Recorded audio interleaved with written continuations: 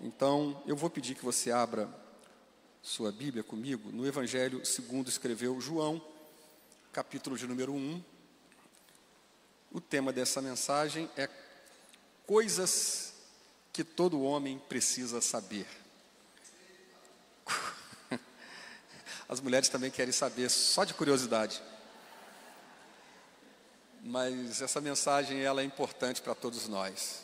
Para você homem, para você mulher, para você jovem, você casado, você solteiro, porque isso faz parte do nosso desenvolvimento, do nosso crescimento, tá bom?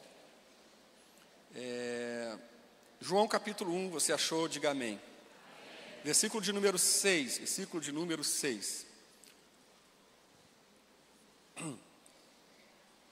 Essa água é minha? Rapaz, que chique, hein? Parece até programa do Jô Soares, tem uma caneca. João capítulo 1, verso de número 6, diz assim: houve um homem enviado de Deus, cujo nome era João. Este veio para testemunho, para que testificasse da luz, para que todos crescem por ele. Não era ele a luz, mas veio para que testificasse da luz. Posso ouvir um amém? Você talvez esteja dizendo: pastor, você vai pregar aí uma mensagem expositiva hoje sobre o João? Não, hoje eu não vou pregar uma mensagem expositiva sobre o João. Hoje eu vou pregar uma mensagem temática, mas eu estou usando aqui esse texto de João, porque o pastor Vicente me quebrou de manhã, porque ele usou o texto que eu ia usar. Então, ele veio e usou o texto primeiro. Então, eu falei assim: vou ter que arrumar uma outra coisa. Aí, quando eu fui ali pegar o meu iPad, né? Aí eu comecei a ouvir aquela canção: é ele, por ele que eu estou... E eu lembrei que essa canção fala sobre João Batista, né? Então, só a nível da gente introduzir esse assunto, o texto aqui me diz, o evangelista João, ele vai testemunhar do surgimento do maior de todos os profetas, João Batista, isso dito pelo próprio Senhor Jesus.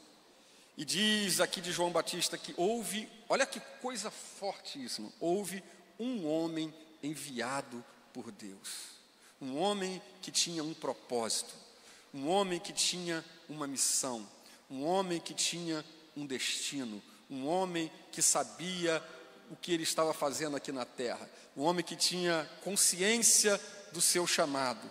E o texto diz aqui que o chamado de João Batista, o propósito de João Batista era olha só que responsabilidade, um homem cuja responsabilidade era testificar da luz. E quem é a luz? A luz é Jesus. Veio para testificar da luz. Ele não era a luz. João não estava preocupado com os holofotes. Ele não estava preocupado em ser o cara, né? Ele não era a luz é Jesus. Ele não estava preocupado em brilhar. Quem tem que brilhar é Jesus. Mas ele sabia, mesmo não sendo o principal, mesmo sendo ele uma voz secundária em relação a Jesus, ele tinha consciência, pastor Alexandre, do seu propósito, da sua missão, do que ele veio fazer na terra. Era um homem com uma missão definida. Que missão era? Testificar da luz, testemunhar de Jesus. E João Batista não foi para um grande centro. João Batista foi para o deserto. Interessante, a igreja de João Batista era uma igreja muito interessante, irmãos. Isso vale a pena nós pastores, nós líderes, pensarmos sobre a igreja de João Batista. A igreja de João Batista era a igreja do deserto. Não tinha ar-condicionado, não tinha cadeira acolchoada, não tinha LED, não tinha telão, não tinha mídia. A igreja de João Batista, irmão, não tinha tratamento acústico, não tinha uma iluminação bacana, não tinha os recursos que a gente tem. Não, era a igreja do deserto. Ele andava vestido de roupas simples, de pele de animal. A dieta dele era uma alimentação muito simples, né? Comia mel, né? enfim, gafanhotos. Mas a Bíblia diz que as multidões afluíam para ouvir a sua mensagem. E aí eu te pergunto, qual era a mensagem de João Batista? Raça de víboras.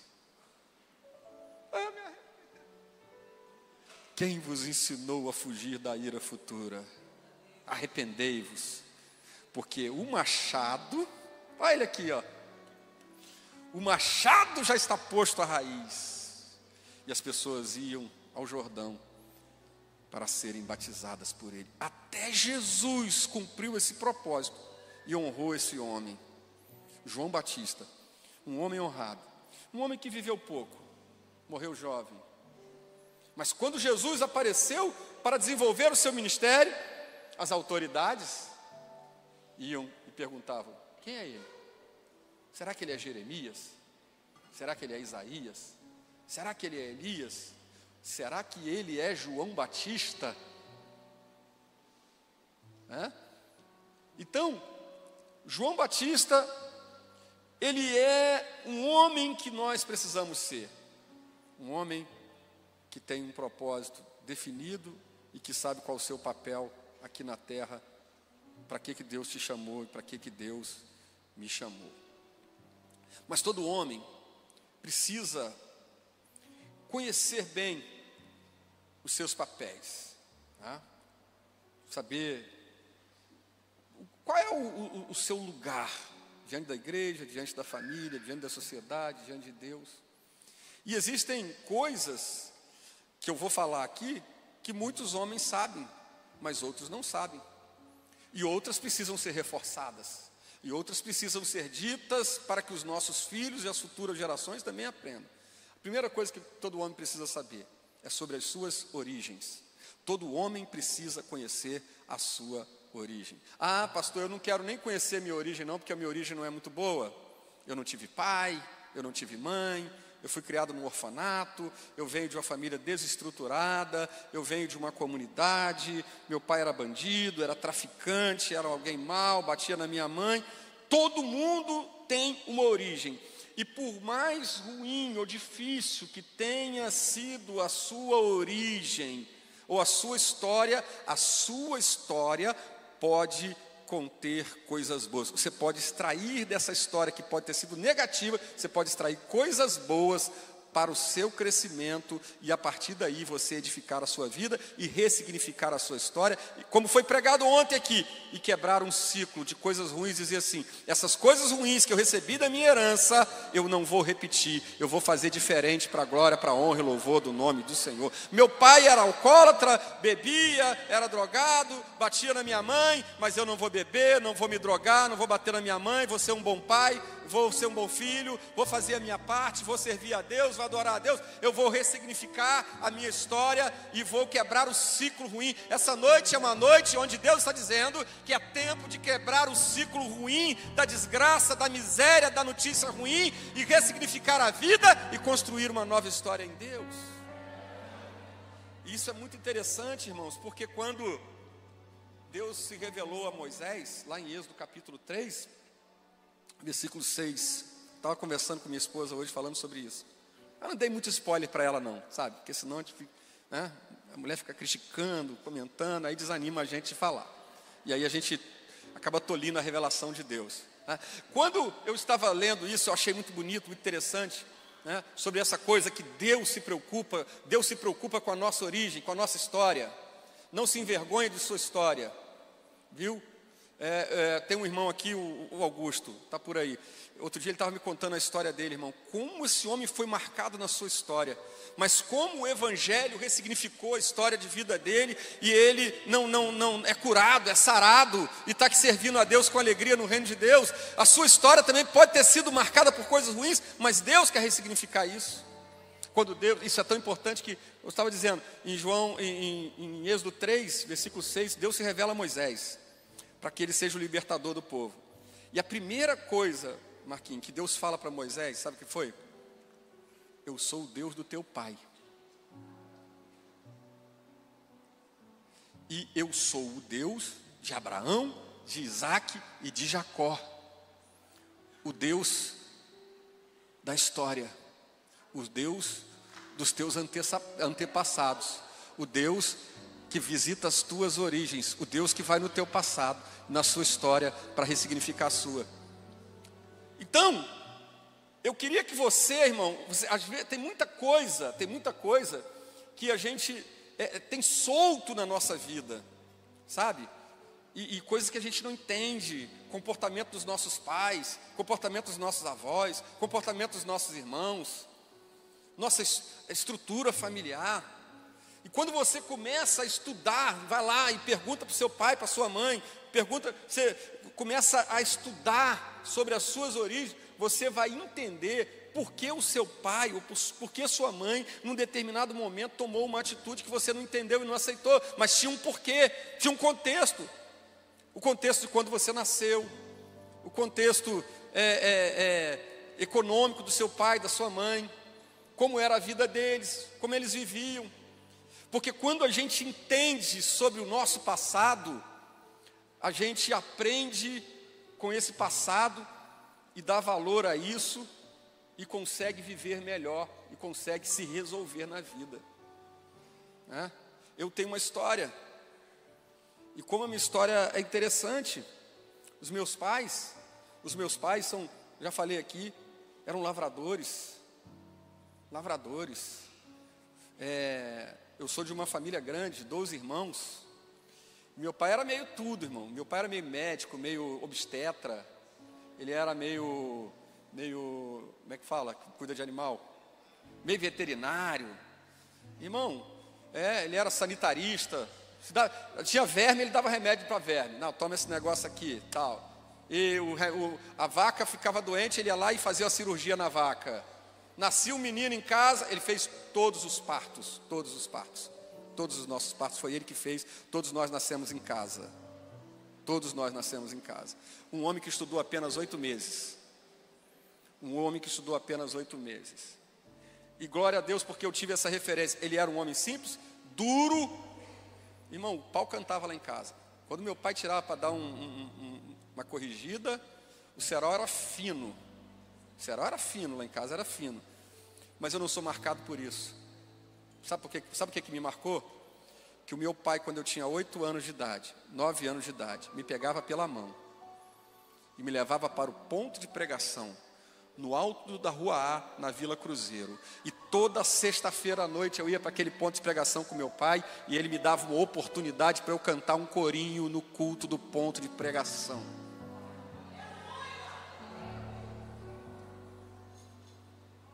Foi nesse ambiente que eu fui. A rua, irmão, tinha muito endemoniado. Eu não sei porque aquela rua tinha tanto endemoniado. Mas toda vez que aparecia um endemoniado, meu pai dizia: ô Dilton, vamos ali que a gente vai expulsar um demônio. Eu 14 anos, irmão. Com 14 anos eu era já especialista em libertação, expulsar demônio. Eu já vi cada cena. Eu já vi 2 crianças de colo ficarem endemoniadas ao mesmo tempo. Todas as pessoas endemoniadas numa casa ao mesmo tempo. Eu já vi uma mulher grávida de 8 meses, bêbada, endemoniada, e a guru dela ficou a noite inteira tentando, os demônios brigando entre eles, né? Não se entendia.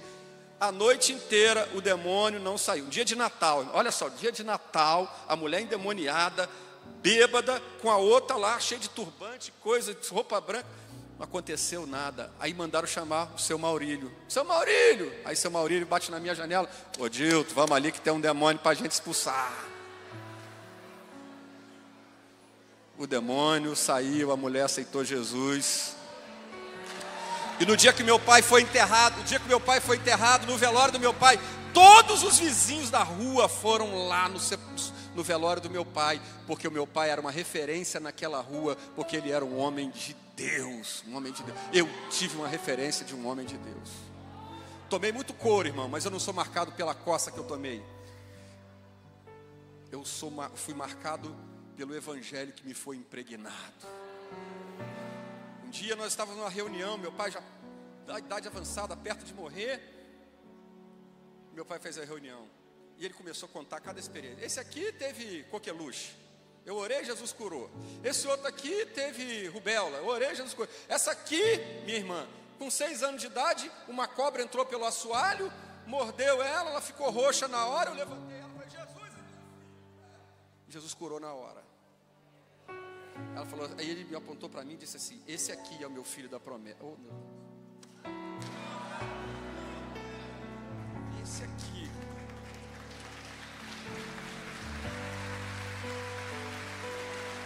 Apontou para os meus irmãos e disse assim, a Irene estava sangrando, doente, para perdê-lo. Eu falei assim, Senhor, se o Senhor salvar o meu filho, eu vou te entregar ele para o teu altar. Eu nunca sabia por que o meu pai me puxava pela mão, me tirava lá da minha bola e me cobrava, coisa que ele não cobrava do meu filho, mas é porque ele tinha um voto com Deus e ele falou na frente dos meus irmãos, esse aqui é o filho da promessa. E aí muitas coisas fizeram sentido para mim naquele dia. Antes de você julgar o seu pai, antes de você julgar a sua mãe, antes de você julgar a história que você viveu, aquilo que você sofreu, procure saber a história, procure saber o que aconteceu, o que levou o seu pai, ou a sua mãe, ou alguém, para aquele lugar que te fez sofrer naquele momento, porque por trás daquilo ali, tem alguma coisa que Deus permitiu para glorificar o nome dEle, nesse tempo presente que a gente está vivendo. Quem pode glorificar a Deus comigo nessa noite?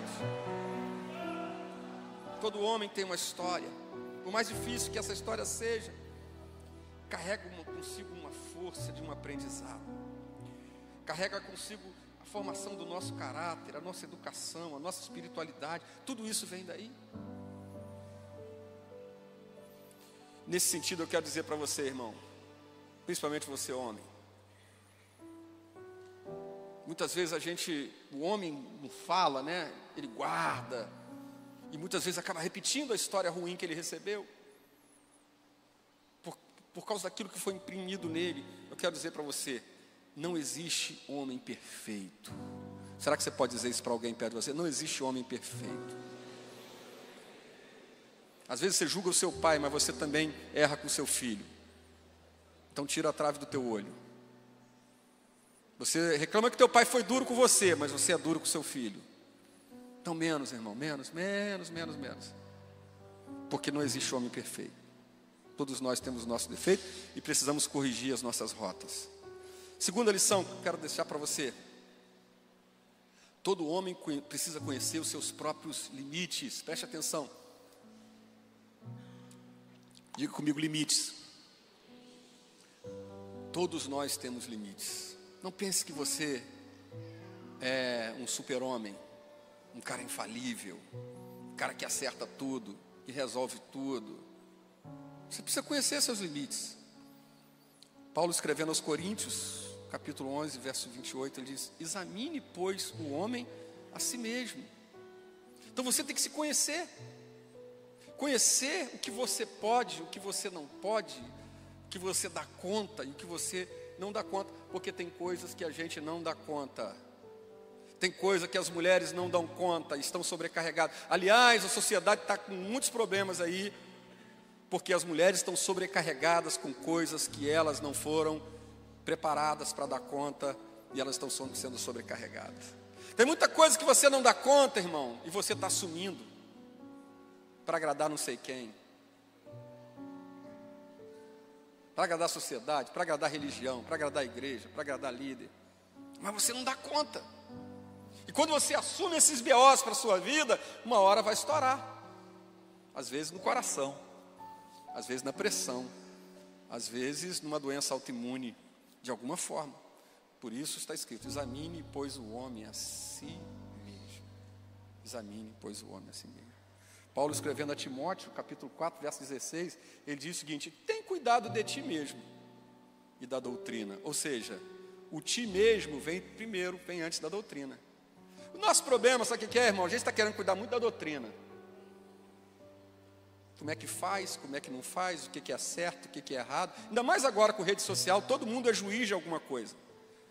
Todo mundo é teólogo, todo mundo é especialista, todo mundo dá opinião de tudo, todo mundo tem alguma coisa. E depois que inventaram o tal do pronto, falei, fica a dica, todo mundo quer dar opinião sobre tudo. E a gente acaba entrando muitas vezes no ativismo religioso. A gente cuida da igreja, e é bom cuidar da igreja, né? É bom cuidar da igreja, é bom ornamentar a igreja, é bom. Tem gente que passa mais tempo dentro da igreja do que em casa. Tem gente que cuida de tudo, ele é zeloso com a igreja, cuidadoso com a igreja, cuidadoso com os irmãos, carinhoso com os irmãos, cumprimenta, educado com os irmãos. Você já conhece aquela história do menino que falou para o pastor que queria morar na igreja, né? Vocês conhecem essa história? Papai, vamos morar na igreja. Pastor, deixa a gente morar na igreja. Por quê, meu filho, que você quer morar na igreja? Não, porque papai na igreja ele é uma bênção. Educado, carinhoso, não bate ninguém. Não fala mal de ninguém dentro da igreja, mas lá em casa ele fala mal do pastor, ele bate na minha mãe, ele bate em todo mundo, é agressivo, é outro cara. Espírito de religião. Espírito de religião. Que Deus nos livre do espírito da religião, irmão. A gente tem que ser crente. A gente tem que ser crente, não ativista religioso. Não ativista religioso, né? Sendo consumido pelas agendas, pelos afazeres.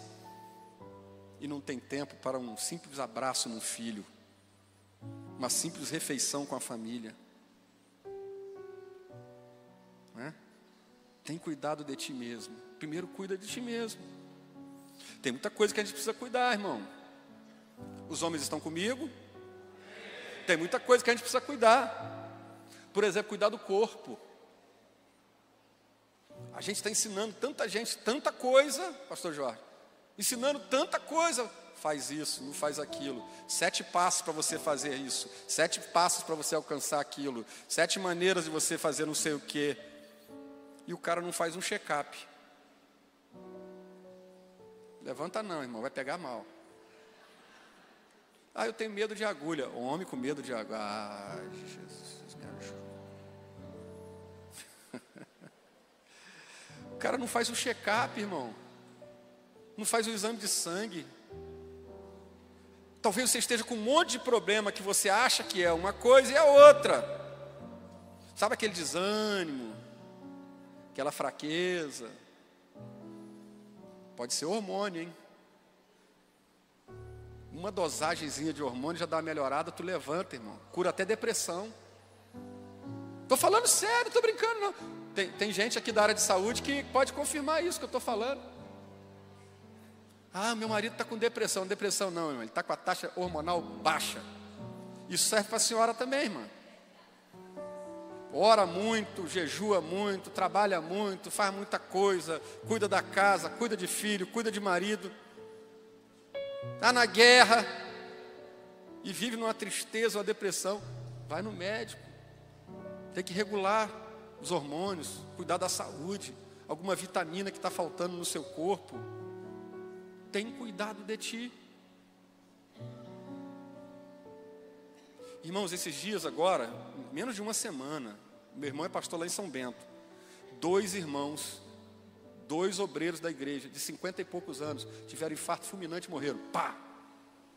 50 e poucos anos. O rapaz morreu ontem, 53 anos. Por que tem tanta gente morrendo jovem? A gente poderia levantar aqui várias teses. Mas uma que é muito importante, sabe o que é? Que os homens não estão se cuidando. Nós não estamos nos cuidando. Precisamos nos cuidar melhor. Dá uma caminhadinha, irmão. Bota um fonezinho no ouvido, bota um louvor, bota um texto bíblico para você ouvir, uma pregação, uma palestra, né? Vai dar uma caminhadinha, dá uma pedalada, vai fazer uma esteira. Irmão, nem todo mundo pode pagar um personal, uma academia cara, mas todo mundo aqui mora numa rua que tem uma calçada. Ninguém dá glória nessa hora, né? Eu falei que não ia virar, vocês não acreditaram. Isso não vira. Mas você esqueceu o que está escrito lá em Coríntios? Que você é templo do Espírito Santo? E que o Espírito Santo, proveniente de Deus, habita em você. Você é um templo do Espírito Santo. Como é que você está cuidando do templo do Espírito Santo? Você quer cuidar do templo de fora, mas não quer cuidar do templo de dentro. E tem uns irmãos que eu vou te contar, não vigia, né? O cara come, Marquinhos. Parece que é a última refeição, que Jesus vai voltar e ele não vai comer mais no céu. No céu a comida vai ser só comida espiritual, então ele vai comer tudo que tem na terra de uma vez só. Mas por causa dos nossos hábitos, as nossas manias, os nossos vícios, e a gente não percebe. A gente não percebe que a gente tem que cuidar do nosso corpo. Sabe uma outra coisa que a gente precisa fazer, irmão, nesse sentido, da gente conhecer os nossos próprios limites? A gente precisa aprender a dizer não. Isso aqui é para todo mundo, para mim também. Irmão, muitos problemas que eu tive na minha vida foi porque eu disse sim para tudo. Eu não soube dizer não. Algumas vezes na vida eu precisava dizer não para algumas coisas ou para algumas pessoas, e eu não disse nunca não para ninguém. Sempre me empenhei de todas as formas, sempre para agradar todo mundo. E sabe o que vai acontecer, irmão? Você não vai dar conta de tudo. Você vai deixar a desejar em alguma coisa. Você vai fracassar em alguma coisa. E por conta de você dizer sim para tudo e para todo mundo, não saber impor um limite, muitas vezes você vai se frustrar, vai se entristecer, vai se magoar, vai se ferir. E a culpa não é dos outros. A culpa é sua. Porque não soube colocar limite. Tem que colocar limite. Onde você vai, quem entra na sua vida, quem entra na sua casa, o que você pode trabalhar, até que hora você pode trabalhar, quantas horas por dia você pode trabalhar, se você pode fazer serão, se você pode fazer hora extra. Se você pode, tem gente, irmão, que ele acha que todo mundo tem que trabalhar o tempo, depois que inventaram o WhatsApp, o cara trabalha 24 horas, o cara está lá mandando mensagem para o outro camarada, só que não está no horário de trabalho, né, minha filha? Tem que aprender a dizer não, respeitar os seus limites, porque se você não respeitar os seus próprios limites, os outros não vão respeitar. Ninguém vai respeitar os teus limites. Posso ouvir um glória a Deus aí? Saber dizer não. E engraçado que nesse sentido, o próprio Senhor, nosso Deus, nos ensina isso. Paulo escreve isso aos Coríntios, que quando ele diz assim, por causa da glória, das revelações que eu tive, Deus mandou um mensageiro de Satanás para que eu não gloriasse das visões, de tudo que eu vivi, da experiência. Não que eu me glorie de quem eu fui, mas eu me gloriava nas visões, nas revelações, na experiência, né? Ele fala isso. E aí ele diz assim, e eu orei 3 vezes para Deus tirar aquele espinho da carne que Satanás vinha me esbofetear. E Deus falou para ele, não, a minha graça te basta. Não, Deus disse não. Para o apóstolo Paulo, Deus disse não. Deus está dizendo para um filho amado dele, que o filho amado dele não vai ter sim todas as vezes. Às vezes o filho amado de Deus vai ouvir um não. Filho amado, não filho mimado. Deus não tem filho mimado. Então não pense que você é o filho mimado de Jeová. Você não é o último biscoito do pacote, nem a última Coca-Cola do deserto. Você é um filho amado, não mimado. Deus disse não para Paulo, não vai dizer para mim e para você? E por que nós não podemos dizer não, se o próprio Deus disse não para o filho amado dele? Jesus disse, Pai, se possível, passe de mim esse cálice. Deus disse, em outras palavras, não, tu vai para a cruz. Moisés, irmão, o que Deus fez com Moisés foi terrível, do ponto de vista humano, né? Deus leva Moisés até o limite da terra.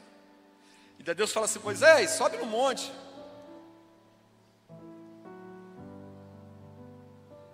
Eu acho que está em Deuteronômio 3, se eu não me engano. Aí ele fala o seguinte, sobe na terra, olha a terra. Você viu a terra? Está aí. Mas tu não vai entrar na terra. E vou dizer uma coisa para Moisés, Moisés, não quero mais conversar contigo sobre esse assunto. Olha só o que Deus falou, pastora. Deus falou para eles, não quero mais conversar, não toque mais nisso comigo, que eu não quero, que eu já bati o martelo, tu não vai entrar e ponto, acabou. Ainda tem mais, vai lá e chama o Josué, anima ele, olha só, treina ele, anima ele, porque é ele que vai entrar, mas você não. Porque até Deus diz não. E a gente, às vezes, quer fazer concessões onde não é possível fazer concessões.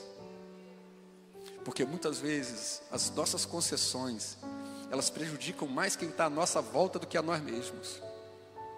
As nossas concessões prejudicam o nosso cônjuge, prejudicam a nossa esposa, prejudicam os nossos filhos. Eles pagam um preço por coisas que você e eu não soubemos dizer não. Posso ouvir um amém? E a gente precisa saber, dentro desse contexto, irmão, não dá para resolver tudo. A outra coisa que todo mundo precisa saber, que não dá para resolver tudo. Vai sempre ter uma coisinha que vai ficar para trás. Fala para o teu vizinho aí, você não vai conseguir resolver tudo. Vai sempre existir alguma coisa que vai ficar para trás, que você não vai dar conta. Usando aqui o exemplo lá de Paulo, em 2 Coríntios 12 mesmo. Quem era Paulo, irmão? O cara que recebeu o evangelho direto do Senhor. A maior parte dos textos do Novo Testamento, principalmente as questões doutrinárias e teológicas, Deus deu para Paulo. Recebi do Senhor, que eu recebi do Senhor, vos entreguei. Paulo foi um camarada que ele curava as pessoas, né? Paulo pregava de uma maneira, irmão, Paulo viu um terremoto, saiu da cadeia num terremoto. Deus fez coisas absurdas na vida de Paulo. Mas Paulo morreu decapitado, praticamente cego, abandonado. Ele disse: todos me deixaram e ninguém me assistiu na minha defesa. Sabe por quê? Por mais homem de Deus que você seja, por mais mulher de Deus que você seja, você não vai dar conta de tudo. Porque isso mostra a nossa humanidade. Isso é muito interessante. Você pensou se você fosse um homem que... Eu estava falando, não lembro com quem, que esses grandes vultos que passaram na terra, grandes homens, inclusive pastores, né? Pessoas, acho que foi com a Léa Mendonça que eu estava falando, e que fizeram grandes coisas. Já imaginou se esses caras vivessem 150 anos, 200 anos? Esses caras iam ser o próprio Deus e ocupar o lugar de Deus. Porque o cara que perpassa gerações, se estabelece, permanece, o cara vai dizer assim: o Deus sou eu sou o cara, eu faço. Imagina, um cara que às vezes em 20, 30, 40 anos realiza tanta coisa, se ele tiver 200 anos para fazer, pensa. Mas aí Deus fala: não, vou botar um câncerzinho nele, vou dar um infartozinho nele, botar um aneurismazinho no cérebro dele, vou levar ele, o povo vai chorar por um tempo, vai botar uma foto dele na parede, vai lembrar e dizer: esse aqui foi um grande homem de Deus. Mas logo vai vir outro, vai ocupar o lugar.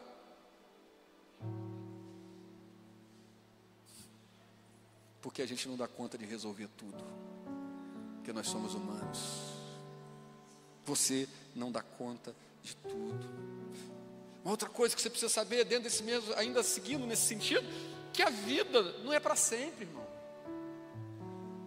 Tem gente, tem homem, irmão, que acha que ele quer carregar o mundo nas costas, porque ele acha que ele nunca vai morrer, que ele nunca vai, as coisas não vão passar. Ei, as gerações passam, as coisas passam.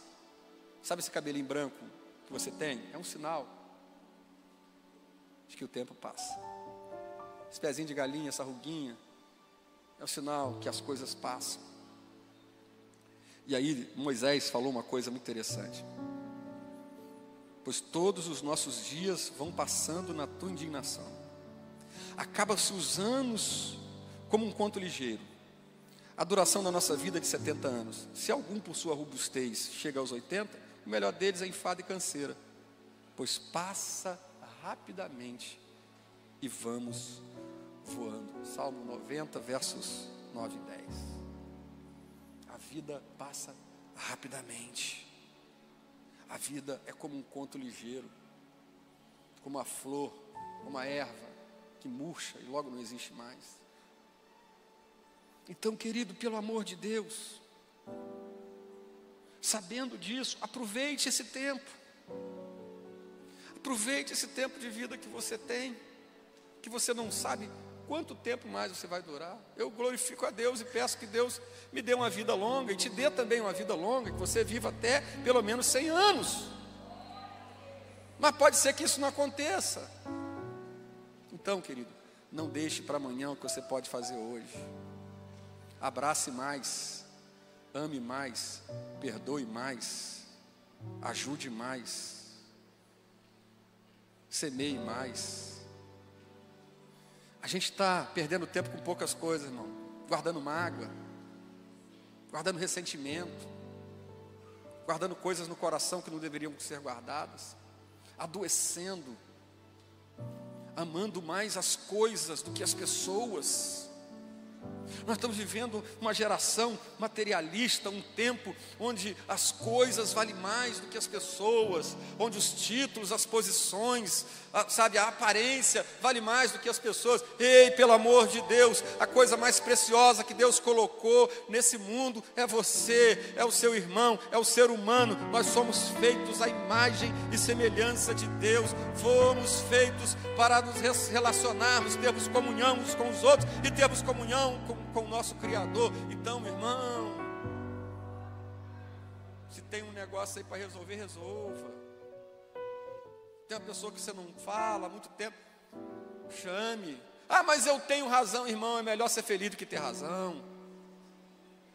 Tem muita gente aí que, por causa da razão no trânsito, numa fechada, foi para o cemitério mais cedo, porque tinha razão, cheio de razão, morreu, uma bala na cabeça, uma facada nas costas, cheio de razão, deixou a viúva, 3, 4 filhos, cheio de razão. Deus te trouxe aqui nessa noite para dizer que você precisa amar, perdoar, abraçar. Ame o seu pai, perdoe ele se ele estiver errado com você. Abraça esse filho. Não, mas eu não fui criado assim. Irmãos, as coisas mudam, os tempos são diferentes. Ame, perdoe, ajude, se reconcilie, reconsidere, porque a vida passa rapidamente. E disse Moisés: e nós voamos. Sabe uma coisa que todo homem precisa saber? Que os seus filhos, quem aqui tem filho aqui, dá um glória a Deus aí. Que os seus filhos não são suas propriedades. O seu filho não é teu, não é tua propriedade. São heranças que Deus te deu, mas não são tua propriedade. Fala para alguém aí que você sabe que tem um filho, diga para ele: teu filho não é tua propriedade. E quando a gente pensa que os nossos filhos são nossas propriedades, nós queremos cercá-los numa redoma e queremos blindá-los, protegê-los. Muitas vezes aí nós mimamos, castramos, protegemos demais da vida, e eles crescem sem casca, sem experiências. A gente protege dentro de casa, mas aí quando ele vai encarar o mundo, ele apanha, e você nem vê, porque ele está despreparado, porque você protegeu demais. Teu filho não é teu. A Bíblia diz que os nossos filhos são como flecha na mão do valente. As flechas precisam ser alçadas, precisam ser lançadas. Eu vim aqui nessa noite falar para pais que vão alçar os seus filhos em direção ao futuro. O seu filho precisa conhecer a vida, o seu filho precisa viver as experiências dele. É verdade que o nosso Deus é o Deus dos nossos pais, é o Deus de Abraão, de Isaac e Jacó, mas ele está dizendo: eu quero ser também o seu Deus. Eu quero que você tenha experiência comigo. Teu filho precisa ter experiência com Deus, precisa passar umas provinhas. Os nossos filhos precisam passar as lutas dele. Irmão, como dói num pai ver um filho sofrer. Se você for pai de menina então, e ela sofreu uma ilusão amorosa, eu acho que é a maior dor que um pai pode sentir. tem hora que dá vontade, irmão. Como dizia o filósofo Roberto Jefferson, Vossa Excelência desperta em mim os instintos mais primitivos. Tem hora que os instintos primitivos, que vem lá do Caim, vem, né? Aí você é crente, você é homem de Deus, deixa o teu filho resolver os B.O.s dele, deixa ele viver as lutas dele, deixa ele correr para os pés de Jesus, deixa ele clamar a Deus, deixa ele ter experiência com Deus, deixa ele conhecer a vida. Ensina o caminho, ensina os princípios, ensina os valores, mas não amarra ele não. Você pensa que você está protegendo e ajudando seu filho, mas você está prejudicando ele. Você está tolindo ele de viver coisas grandes que Deus tem para ele. Solta esse menino, solta essa menina, deixa ele viver, deixa ele crescer. Tem gente que não está gostando disso que eu estou falando, mas eu não estou nem aí se você está gostando. Não estou preocupado com isso não. Eu vim aqui para falar o que Deus mandou eu falar nessa noite. Eu vim aqui para ser profeta de Deus para a sua vida. Eu vim aqui para edificar a sua vida e propagar a edificação da sua casa, da sua família, porque nós estamos aqui para forjarmos homens fortes. Estou quase acabando, mas não cheguei nem na metade da mensagem. Estou quase acabando porque a hora passa, mas não que a mensagem está acabando. São duas coisas diferentes. Todo homem precisa saber que é importante. Irmã, você que está aqui com o seu marido perto, ou se você está com o seu pai perto, um homem de Deus aí que tem uma relação com a sua vida, diga para ele, você é importante. Diga aí, se você puder, diga aí agora. Diga para ele que ele é importante. Você é importante. Ei, homem vencedor, você é importante. Você é importante para Deus. Você é importante para a nação. Você é importante para a empresa onde você trabalha. Você é importante para a igreja onde você congrega. Você é importante para o seu pastor. Você é importante para a sua esposa, para os seus filhos, para a sua família. Você é importante. Diga isso para alguém. Você diga para ele que ele é importante. Ei, homem, você é importante. Você não é uma coisa qualquer, não. Você não é uma obra do acaso, não. Você é a imagem e semelhança do Deus Todo-Poderoso. Você é alguém importante.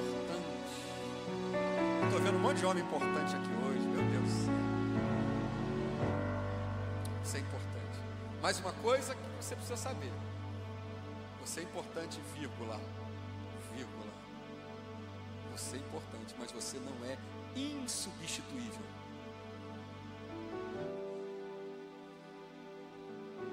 Dá o mel depois da facada, né, irmão?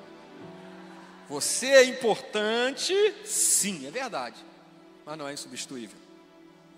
Para com essa bobagem, irmão, de achar que você não é Jesus, irmão. O único que pode dizer sem mim nada podeis fazer é Jesus, você não. Deixa eu dizer uma coisa para você, no campo material tem gente melhor do que você. Você sabia que na tua profissão tem gente melhor do que você? É dura essa palavra, né? Chocante. Tem gente melhor do que eu que poderia estar aqui no meu lugar aqui hoje. Muita gente melhor do que eu. Talvez você até fala assim, poxa, podia ser o fulano ali, né? Como pregador, ou podia ser fulano como... Por que é esse pastor que está aí, irmão? Deus me escolheu. Se você não gostou porque Deus me escolheu, resolve com ele, vai conversar com ele. Eu sou muito resolvido com isso, irmão. Eu tenho muita convicção do meu chamado. Eu tenho muita convicção do que o que Deus me chamou para fazer e o que Deus não me chamou para fazer. Eu tenho muita certeza do que Deus me chamou para fazer e tenho muita certeza do que Deus não me chamou para fazer. Pode ter certeza, pode ficar tranquilo. E você também precisa saber disso. Que você é importante. Mas tudo é mole, irmão. Pouco tempo depois aparece outro no teu lugar. Toda vez que um pastor cai, quase que no dia seguinte tem um pastor no lugar, irmão. Porque a obra não pode parar. Toda vez que alguém pede demissão numa empresa ou é demitido, vem outro para o lugar. Toda vez, eu tenho aqui vários militares que eu estou vendo aqui que estão já na reserva, né? Tu era o cara lá naquela sessão. Você era o cara lá naquela sessão, naquela repartição lá do quartel. cara, mandava. Mas chegou um dia, o tempo da tua baixa chegou. Quando chegou o tempo da tua baixa, o comandante falou assim, está aqui, ó, pode botar o pijama, pode ir para casa. Fulano, vem cá, tu é o novo chefe da sessão aqui. Pastor, a mesma coisa, irmão, acabou o teu tempo aí na igreja, vem outro pro teu lugar, você aqui está jubilado. A vida é feita de ciclos. Tu está lá no departamento, eu sou o melhor líder desse departamento da história que essa igreja aqui teve. Estou aqui há 10 anos, 15 anos, 20 anos, nunca teve. Isso é bobo, irmão. Quando tu pensa que não, vem outro, ocupa o teu lugar. Porque isso é natural, é da vida. Até o camarada que acha que ele é o Dom Juan, a mulher disse, eu te amo. E ele não gasta nada, não leva a mulher no restaurante, não leva para passear, não faz uma viagem, nunca gasta um dinheiro, só guarda, e é bom guardar, é bom ajuntar, é bom se precaver. Mas tu não vive, miserável, tu não vive, irmão. Tu vai morrer, porque tu está trabalhando igual um maluco, tu vive estressado, qualquer hora dessa tu tem um infarto, um AVC, um BO qualquer, tu vai morrer. Tua mulher vai chorar durante um tempo, ela vai ficar de luto, ela vai sofrer, mas Jesus vai dar o consolo. Vai chegar um tempo que o luto vai passar, ela vai conhecer um cara.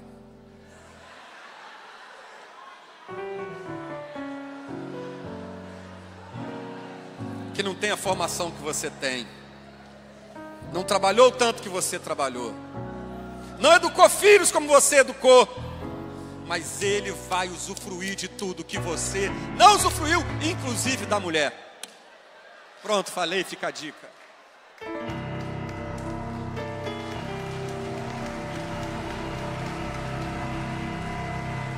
Então valorize essa santa, irmão, valorize a vida. Vai viver, vai curtir, viaja, passeia, guarda um pouco, gasta um pouco, se diverte. Não deixe que a vida seja um fardo. Tem gente que está sempre ali lutando, sempre guerreando. Quando você para de guerrear, porque tu já morreu. Aí a mulher, Jesus, as coisas estão tão calmas aqui em casa agora. Inocente, não sabe de nada. Você é importante, mas você não é insubstituível. Isso é muito sério. Ninguém aqui é insubstituível.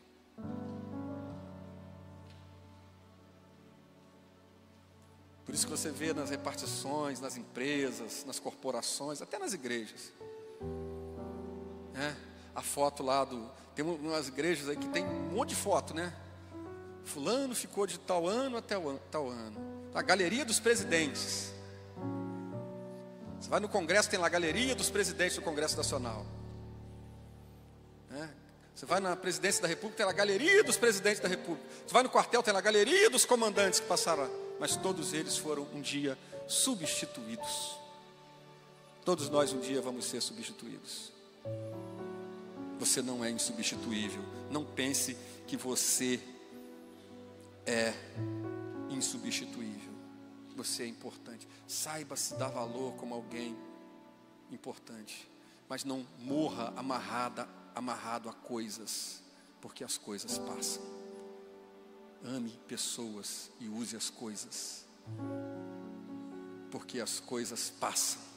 O mundo passa junto com a sua concupiscência, disse Jesus. Glória a Deus. Eu falei aqui sobre Moisés, está no mesmo contexto aqui, ó. Moisés, tu não vai entrar na terra, mas é o seguinte, ó, fala um negócio para você, chama lá o Josué, dá uns conselhos para ele, anima ele, porque é ele que vai conduzir o povo. Vou te substituir, Moisés. Deus falou para Moisés que acabou, que não queria mais falar sobre aquilo, ainda indicou para ele, já tem o cara que vai ficar no teu lugar. Aí quando chega Josué capítulo 1, Deus fala assim, ô Josué, Moisés meu servo é morto, foi bom pra caramba, nunca teve ninguém como Moisés.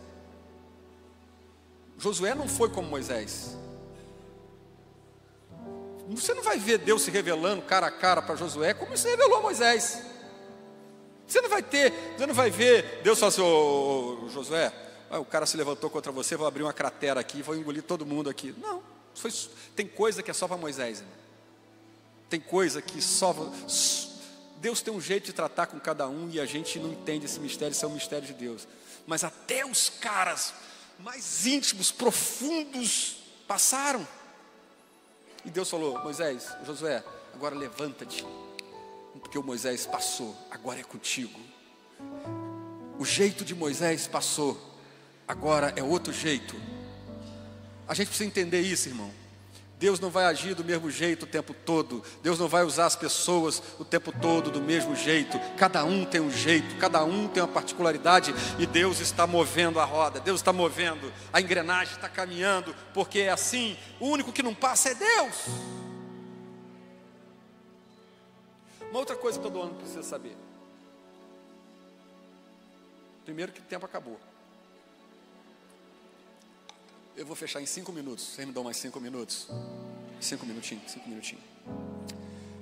Todo homem precisa saber que os tempos não são iguais. Os tempos não são iguais, irmão.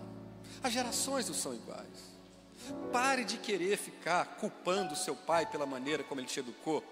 Porque o meu pai era agressivo, porque minha mãe me batia. Irmão, se eu for contar o testemunho da vara da goiabeira, vocês conheceram aqueles ferros de passar roupa, que tinha tomada, que soltava numa ponta, soltava na outra? Conhece, Sérgio? Lembra? Soltava, e a tomada era de louça, e tinha uma fenda, né? Tinha um parafuso. Irmão, parecia que eu era parafusado. Se é que os irmãos entendem. É lógico.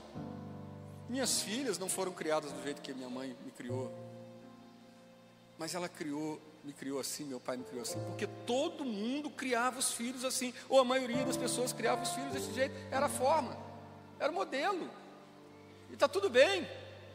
Hoje mudou, existe outra maneira. Hoje a sociedade é cheia de regras. Você pode levar um processo se você, né? Pode até ir para a cadeia se você fizer certas coisas. Coisas que a gente viu lá atrás, que era educação, hoje é agressão, né? E era agressão mesmo, né? Mas tinha uma conotação diferente, porque os tempos eram outros. Agora para de querer, irmão, porque tem gente que fica com trauma porque foi criado daquele jeito e não se cura disso nunca. Porque tu não sabe como é que eu fui criado, eu sofri abusos, é isso e aquilo.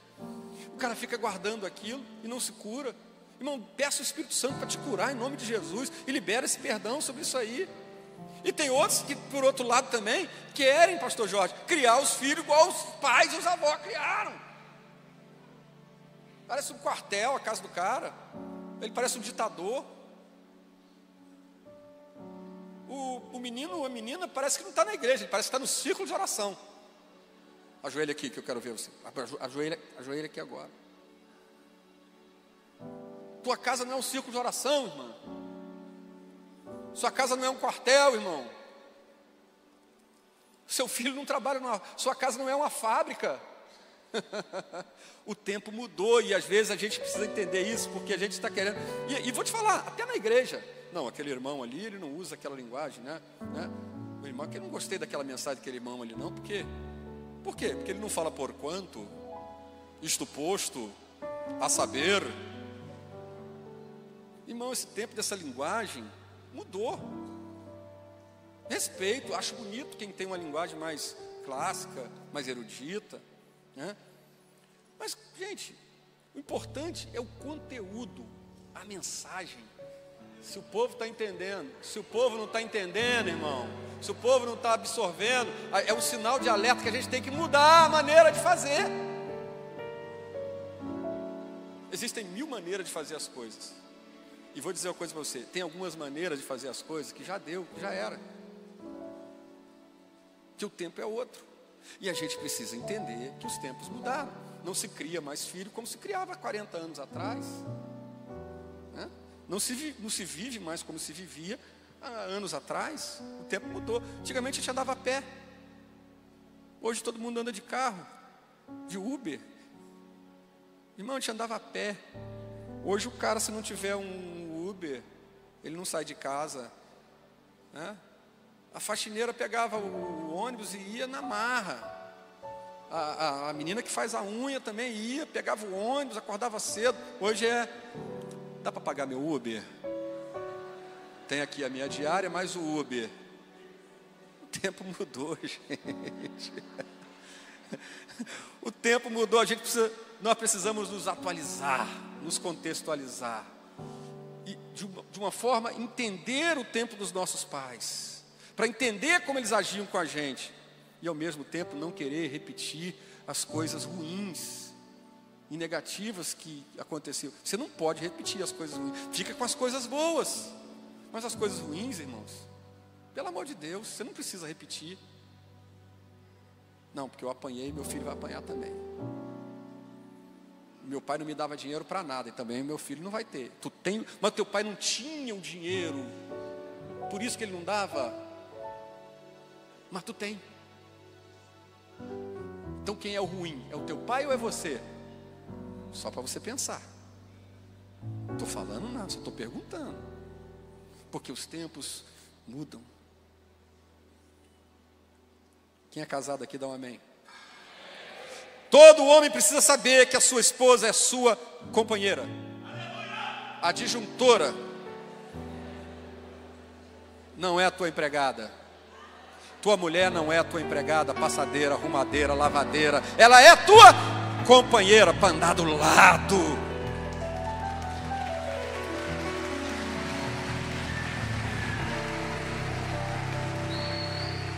Não, porque mamãe nunca deixou lavar uma louça. O tempo é outro. Hoje as mulheres têm que trabalhar,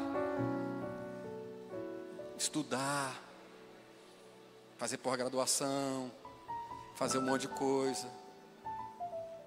Não, eu trabalho. Só tu que trabalha? A irmã trabalha, chega em casa, lava a louça, faz comida, arruma a casa. E você trabalha e bota o chinelão, vai ver lá o Sport TV, vai jogar videogame. E depois fala, pastor, não sei porque minha mulher está assim estranha comigo, vive cansada. Claro, irmão, tu tem que fazer essa mulher ficar descansada. Meu amor, vou lavar a louça para você hoje. Meu amor, o que você quer comer hoje? Eu vou preparar uma coisa. Minha mulher chegou hoje, irmão, de viagem. Eu vim para o culto, cheguei em casa, preparei uma comida para as minhas filhas, porque foi eu que preparei a comida para... Ajudei, né? Eu fiz uma parte e as meninas fizeram outra parte. Arrumei a cama. Já tinha lavado a louça ontem à noite.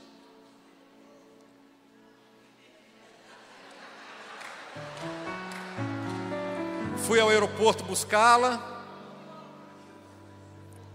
E quando ela chegou em casa, ela não tinha almoçado ainda. 4 horas da tarde. Fui para a cozinha. Falei, não, minha filha, tem um baby beef aqui que eu comprei. Fatiei.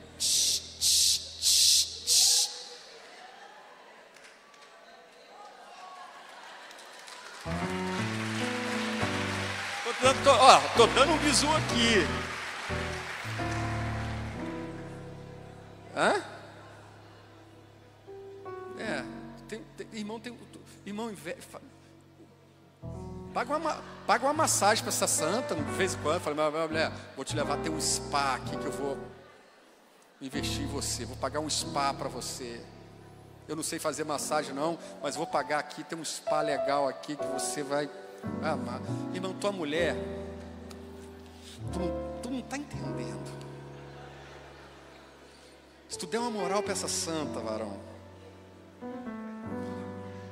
do que ela... Não, minha mulher fica igual uma empregada, igual uma não sei o que. Tu tá botando ela nesse lugar, irmão. Tua mulher não é tua empregada. Lá em Gênesis, capítulo 2, fala sobre isso. Deus fez cair um sono pesado sobre Adão. Adão era o cara da competência, dava nome a todos os animais, cuidava do jardim, cuidava de tudo, era o cara. Mas Deus falou, não é bom que o homem esteja só.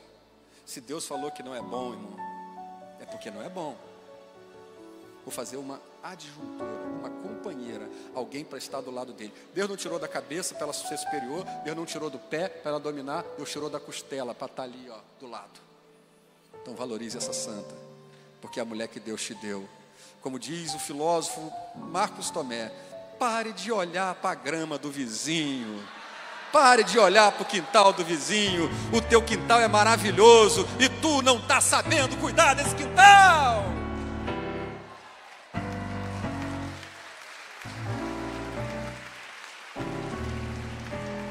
Ah, irmão, poxa, eu cheguei até agora aqui, falei de 5 minutos, me perdoe porque eu já passei 10, mas eu tenho mais 2 pontinhos aqui, rapidinho. Eu não costumo fazer isso, irmão, hoje é festa. Ó, todo homem precisa saber que a sua casa não é a continuação da casa dos seus pais. Casa do teu pai é a casa do teu pai, tua casa é a tua casa. Porque mamãe me ensinou assim. Não, porque mamãe faz assim, irmão, mamãe faz lá na casa dela, com o pai dela. Aqui é a tua casa, tua casa. Tua casa não é a continuação da casa do teu pai. Tem que romper. Deixará o homem, pai e mãe, apegar-se-á a sua mulher, e serão ambos uma só carne. Jesus, ele vai falar em Mateus 19, o que é que foi escrito no princípio? Vocês não leram? Deixará o homem, pai e mãe, apegar-se-á a sua mulher, e serão os dois uma só carne. O princípio não mudou, continua o mesmo, e a gente continua insistindo em quebrar isso, achando que a tua casa, irmão, se a tua mãe, se a tua sogra, o teu pai, seja lá, teu sogro, tua sogra, teu pai, tua mãe, quiser se meter na tua casa, diz assim, aqui não. Como diz o pastor Silas Malafaia, mete o pé na porta. Porque a tua casa, respeite o teu pai, respeite tua mãe, respeite o teu sogro, respeite a tua sogra, para darem conselho, não para determinarem sobre a tua casa, porque a tua casa é a tua casa, e você escolheu essa moça, ou escolheu esse rapaz, para vocês construírem a história de vocês, por mais bonita ou feia que tenha sido a história dos seus pais, vocês têm que construir a história de vocês. Posso ouvir um amém? Por último, todo homem precisa saber que ele precisa de Jesus. Fica de pé. Todo homem precisa saber que precisa de Jesus. Jesus chamou os seus discípulos no final do seu ministério. Ele disse para os discípulos, olha, eu nomeei vocês para vocês darem frutos. Toda árvore, toda vara que está em mim, dá fruto, dá muito fruto, seu fruto tem que permanecer. João 15:5, ele diz, mas sem mim, nada podeis fazer.